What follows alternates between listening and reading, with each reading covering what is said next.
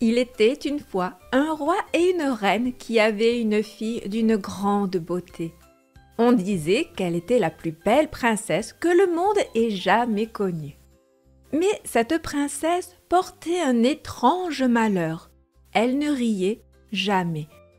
Peu importaient les efforts de ses parents ou les distractions organisées au château, les fêtes les plus somptueuses, les spectacles des bouffons ou les récits des conteurs. Rien ne pouvait lui arracher un sourire. Le roi et la reine étaient désespérés. Ils décidèrent alors de lancer une proclamation. « Oyez, oyez, braves gens! Celui qui parviendra à faire rire la princesse pourra demander tout ce qu'il désire, même sa main. » Cette nouvelle se répandit dans tout le royaume, et bientôt, des hommes de tout horizon se pressèrent au château. Certains étaient nobles, d'autres paysans. Chacun tentait sa chance en apportant des cadeaux, des histoires ou des tours de magie. Mais aucun ne réussit à faire rire la princesse, et tous repartirent bredouilles. Dans un village éloigné vivait un jeune paysan, modeste et joyeux, qui s'appelait Martin. Quand il entendit parler de la proclamation du roi, il se dit « Pourquoi ne pas essayer ? J'ai peut-être autant de chance que les autres. » Il se mit en route vers le château, sans richesse ni apparat, mais avec sa bonne humeur et son esprit vif. En chemin, il trouva 3 objets qui lui parurent intéressants. D'abord, une vieille botte trouée, abandonnée près d'un champ. Ensuite, un miroir cassé qui scintillait au bord d'un ruisseau. Et enfin, un chat errant qui se mit à le suivre partout.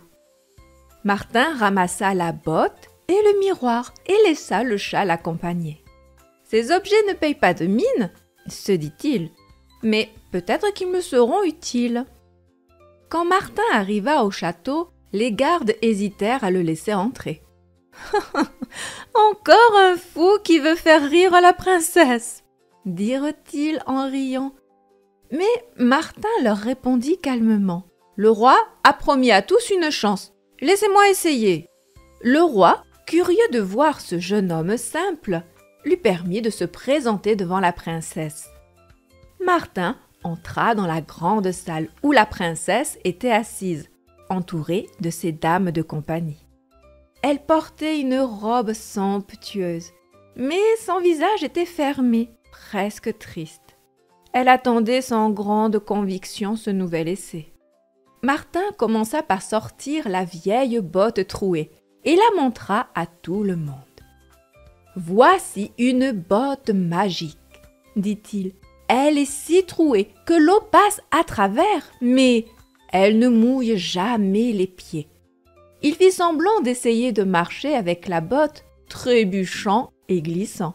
Les spectateurs dans la salle étouffèrent quelques rires, mais la princesse resta impassible. Puis, Martin sortit le miroir cassé. Et ceci, mes amis, c'est un miroir enchanté. Même cassé, il reflète tout ce qu'on veut voir.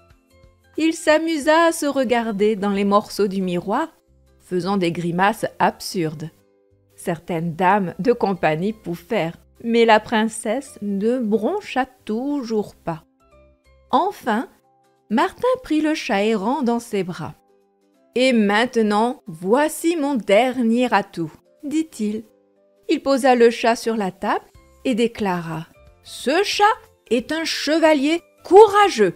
Il veut défier le soleil lui-même en duel pour lui voler ses rayons. » Le chat, surpris, sauta de la table et commença à courir dans la salle, renversant des objets.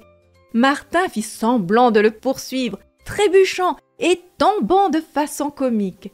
Tout cela était si absurde que des éclats de rire fusèrent dans la salle.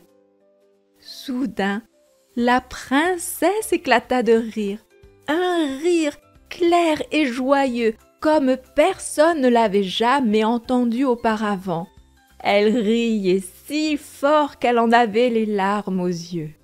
Le roi Ravi de voir sa fille enfin heureuse, s'exclama: « Martin, tu as fait ce que personne d'autre n'a réussi. Quelle récompense désires-tu » Martin répondit humblement: « Majesté, je ne désire rien de plus qu'un petit bout de terre pour cultiver et y vivre tranquillement. » La princesse, cependant, s'avança et dit: « Père, je souhaite épouser Martin. C'est lui qui m'a rendue heureuse et je suis certaine qu'il continuera de le faire toute ma vie. » Le roi accepta avec joie. Une grande fête fut organisée et tout le royaume célébra ce mariage. Martin devint prince et il continua à divertir la cour avec son esprit vif et son humour. Quant à la princesse, elle ne cessa jamais de rire.